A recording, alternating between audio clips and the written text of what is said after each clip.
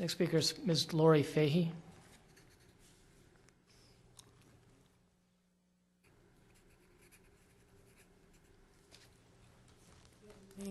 I'm Lori Fayhee. I'm here to talk about the FCAT again. The test started this week, as you all know. I'm not going to be able to stay for the whole meeting, but I am recording it, so I do hope you'll respond. I'm here tonight because I'd like to ask you all to make some changes in our district to allow for children whose parents refuse the test to be able to do something other than sit and stare or miss school.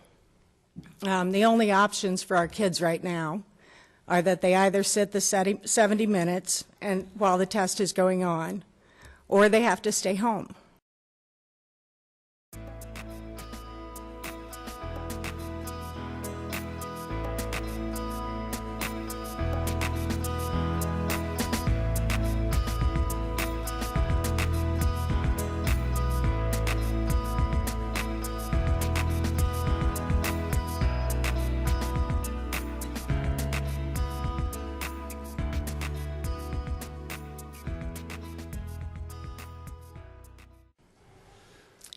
I believe the FCAT tests and makeup tests are about 13 days.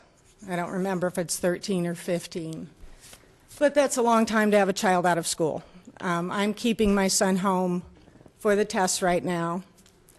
There are a lot of other districts that allow for the children to have learning opportunities while the other kids are taking the test. I know not all parents want to refuse, but there's also other districts that allow the kids to quietly read a book or even go into classes where they aren't being tested so that they can help to mentor the younger kids.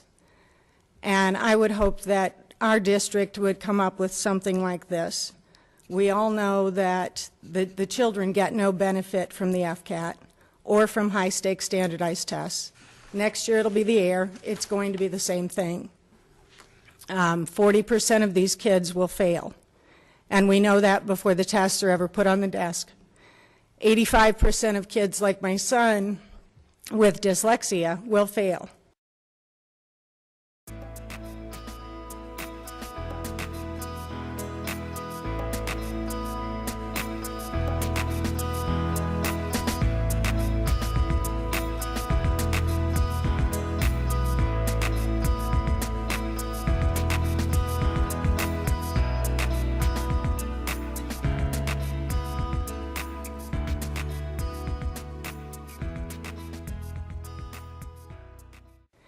And there's a lot of damage. This is life-altering for these kids.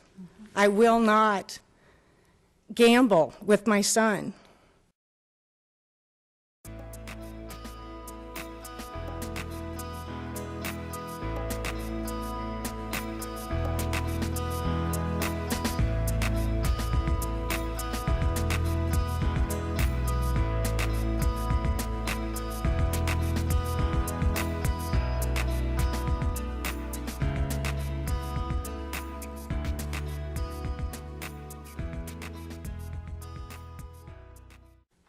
And those are bad odds, if anyone would. So I'm asking you to please consider making some changes so that these kids can do something besides sit and stare during the 70 minutes of the test, or, like my son is having to do, stay home. I appreciate your time.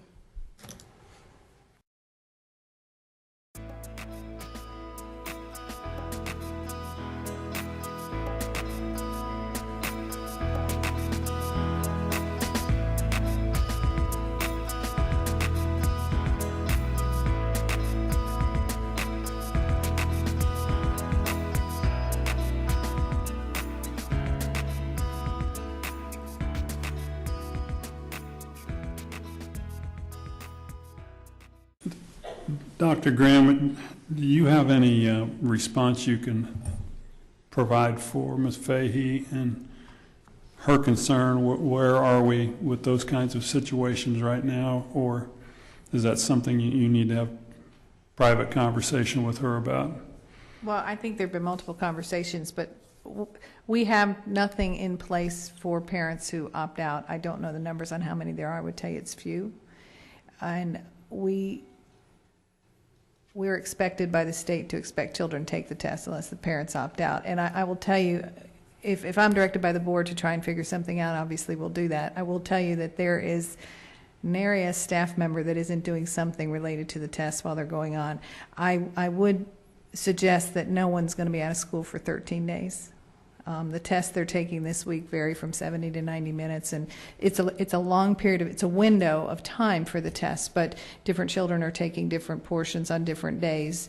Part of that is the portions that have to be online, we have to spread out. So for a child to stay out 13 days, I would find that difficult to validate, but I'll certainly look into, if you all want me to, what other districts are doing, but this district has never provided a non-testing environment during testing because the expectation is that all children will be testing. And when I tell you every nook and cranny of the building and every person, non-instructional and instructional, has a role in making it work, they are all doing something to make it work.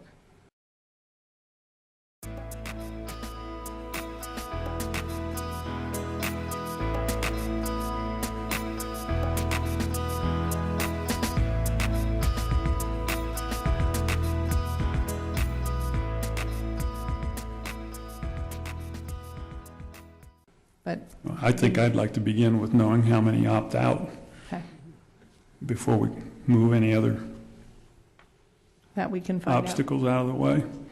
Yep. So if you could provide that to us in Absolutely. email form, I'd appreciate it. Sure.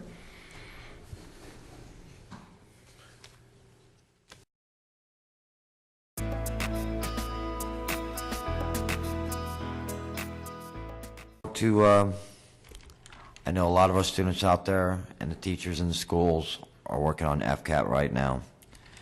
And the dedication from them is just something else. I'm sure everybody will do well, and I can't wait to see how these scores come back.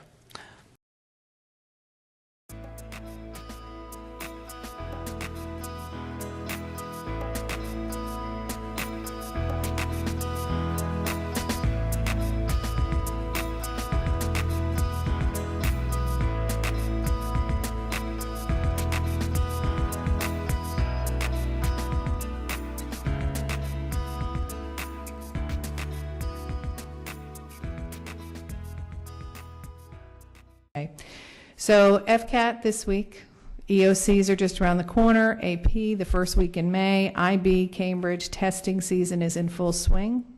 I sent a video to staff the end of last week, and I just want to remind them, you know, we tell the kids, be sure you have a good breakfast, be sure you get some sleep, be sure you just breathe. I'm going to tell staff the same thing and encourage parents to continue to be engaged, and everybody just needs to press on as we get through this next month. And I continue to be grateful to lead this district. Thank you.